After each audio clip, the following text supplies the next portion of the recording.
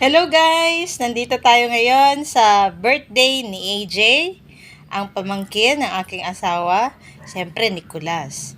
Ayan, at makikita natin yung kanyang mga handa. Merong menudo, lumpia, fried chicken, at siyempre ang kani. Pansit, hindi mawawala yan sa handaan. Happy birthday! At ang aming kamag-anak din, mga bisita. Paunahin na natin kumain syempre ang young ones. At makikita niyo rin po, nakapila lang. At ang mag-asawang balikbayan for 9 years, nandiyan ang kanyang buong pamilya from Canada. So, chikahan muna tayo habang dumarating ang mga bisita.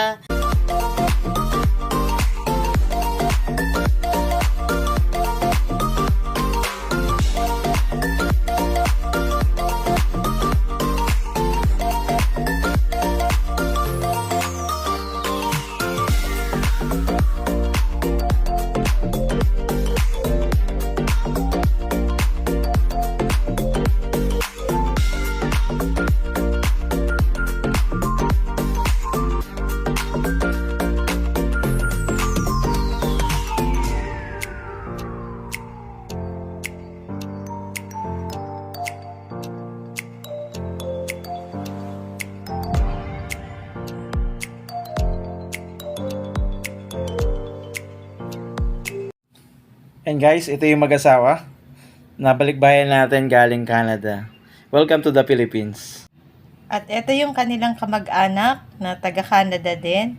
Dito na lang din sila nagkita-kita sa Pilipinas. Kaya masayang-masaya sila. Kain lang po. Sige po. Mauna na kayo.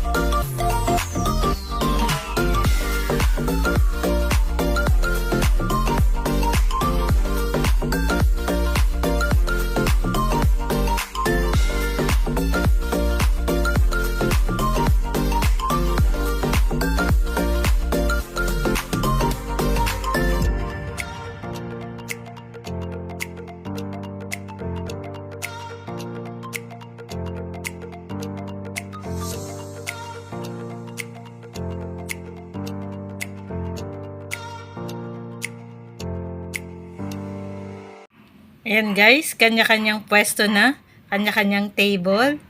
At ako naman guys, ito yung aking kinuha. Masayang-masaya ako kasi merong gulay.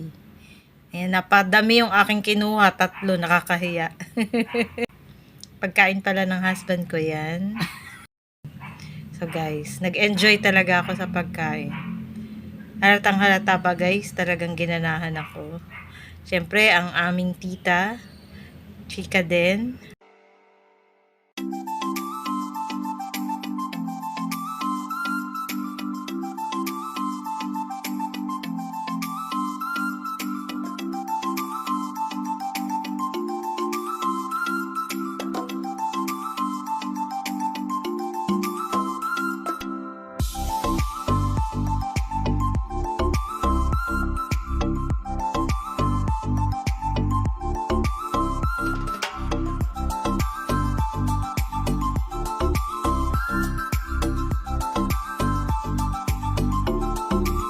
Ayan ang aking hipag.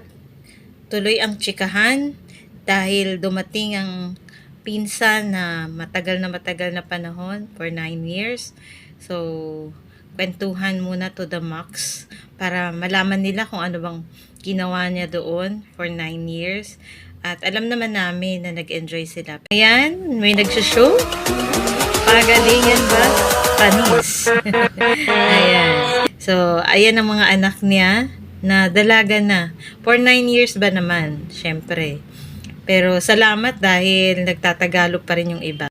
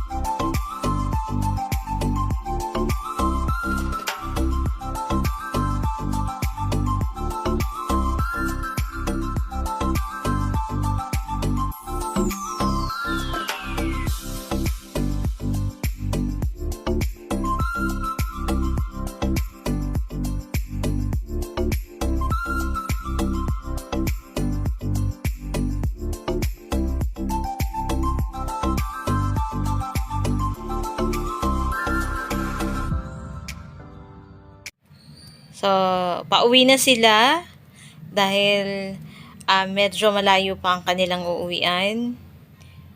So guys, check naman, nag-enjoy sila sa kwentuhan. Syempre, kainan na din. And yung kanila ding mga kasama, ayun. Mayroong e-bike din pala si Ate Seni. Yan, personal e-bike.